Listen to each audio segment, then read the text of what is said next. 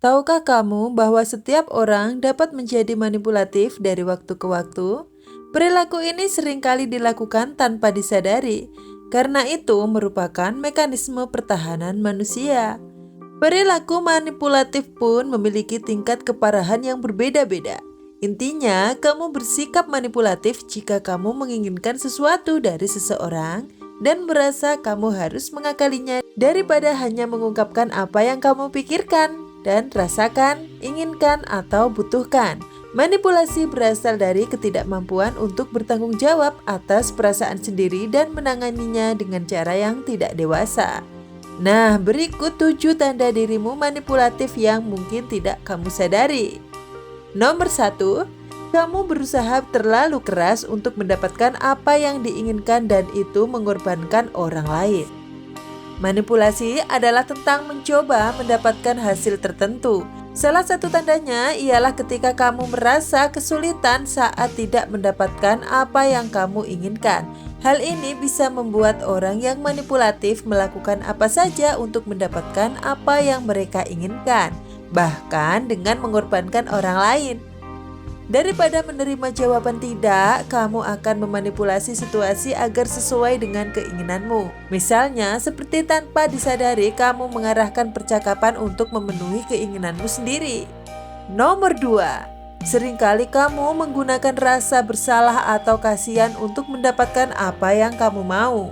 Dikutip Very Well Mind sering menggunakan rasa bersalah atau kasihan untuk membangkitkan respons tertentu merupakan tanda lain dari perilaku manipulatif.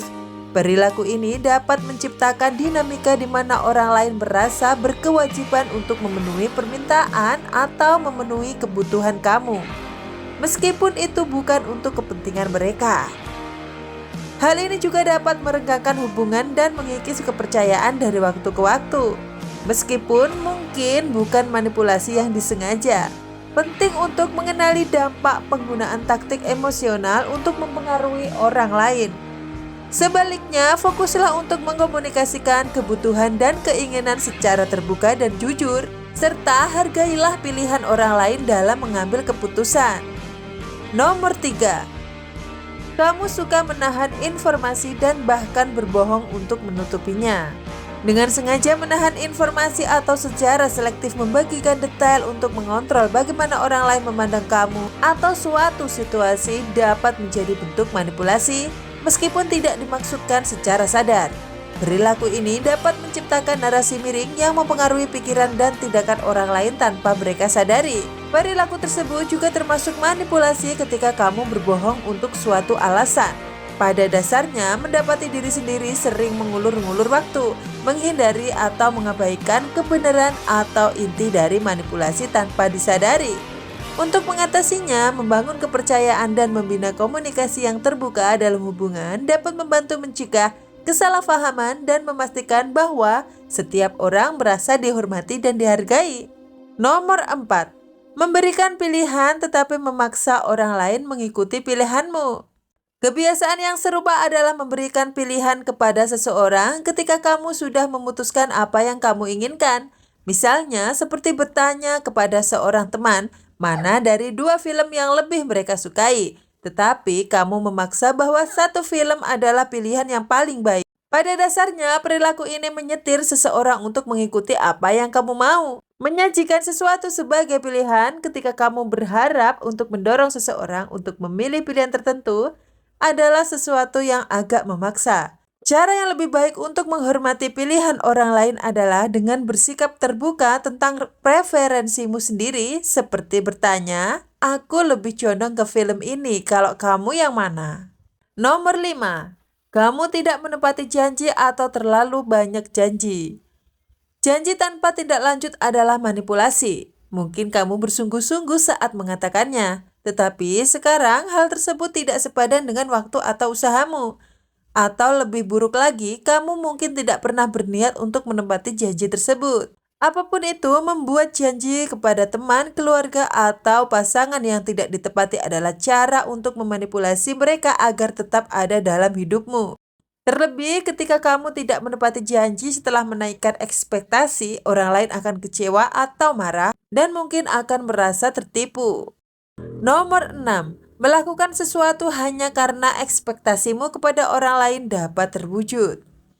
Melakukan hal-hal yang baik untuk orang lain tentu saja bukan hal buruk, namun jika kamu melakukannya hanya karena kamu mengharapkan hal tersebut akan kembali dan menguntungkanmu, itu adalah manipulasi. Kamu tidak hanya tidak tulus kepada orang yang seharusnya kamu beri kebaikan, tapi kamu juga melakukan hal itu hanya untuk dirimu sendiri. Perilaku ini adalah tanda jelas seorang manipulator. Terlebih jika dibarengi dengan perilaku terlalu persuasif yang membuat orang berperilaku sesuai dengan apa yang kamu inginkan. Orang yang manipulatif bisa sangat persuasif dan memiliki pemahaman yang tajam tentang taktik mental yang dapat melemahkan orang lain. Nomor 7. Ketika di tengah konflik, kamu bersikap mendiamkan orang lain.